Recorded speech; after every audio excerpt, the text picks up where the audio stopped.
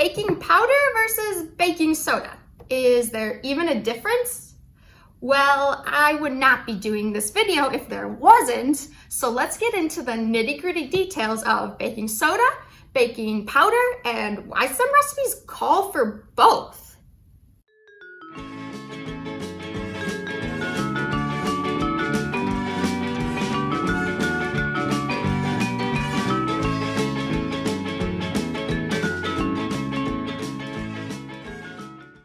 Let's start with baking soda because it is the simpler of the two.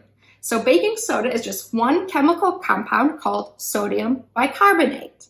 Now, usually we represent this as sodium is the Na and the bicarbonate is the HCO3. And sodium bicarbonate is a basic compound, which means your recipe probably also calls for an acid of some type, because this makes an acid-base reaction. And an acid might be anything from lemon juice, buttermilk, or cream of tartar. And usually we represent acids in a chemical equation as H+.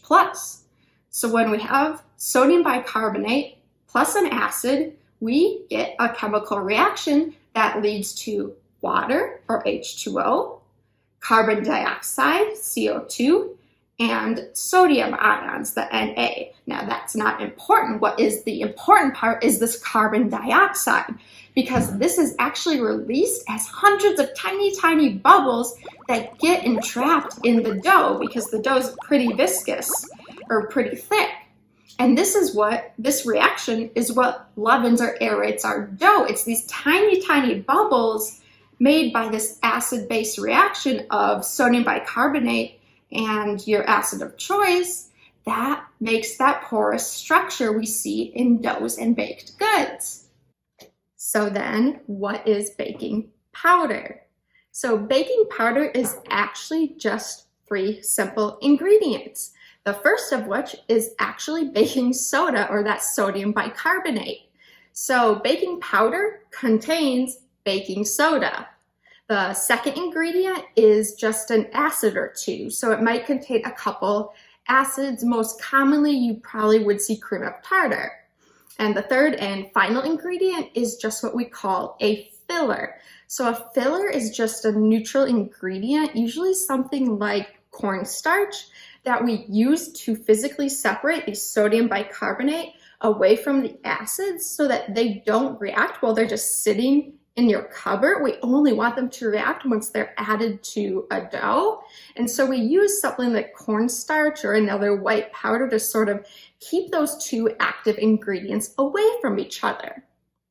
So what is the most convenient thing about baking powder versus baking soda is that baking powder already has the acid included, whereas if you add baking soda, you would have to add another acidic ingredient. So baking powder kind of simplifies the process.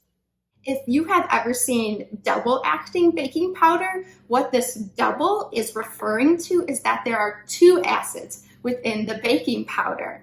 And what's really nice about this is that one acid reacts at room temperature, so that's when you're mixing your dough or making your dough.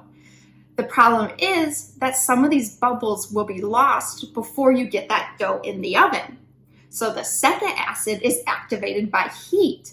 And so during baking, the second acid reacts with any remaining baking soda to aerate the dough again. So the double acting baking powder just means there are 2 chances for the dough to be aerated. So how do you decide which one to use? Well, it depends on what you're baking and what final texture you want. But in general, baking powder will always give more of a rise, especially during baking. But if you're just making something like cookies, say, you would probably use baking soda because you don't really need your cookies to rise up. You sort of want them to just spread out. Now, why would a recipe call for both baking powder and baking soda?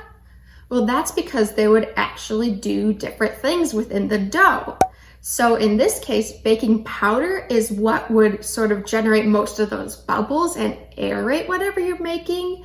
And then you might add some extra baking soda to neutralize any acids within the recipe. So you need to neutralize the acids or they impart a sour taste to your dough or whatever you're making. So a recipe calls for both because they are doing different things within the dough. If you do any amount of baking, you probably know that baking powder and baking soda are pretty standard ingredients for most recipes. But now you know exactly why one or the other or both might be added. Talk to you next time. Hey everyone, thank you for watching. If you have any questions about the foods you eat, leave them in the comments section. I'm always looking for new ideas for videos. See you later.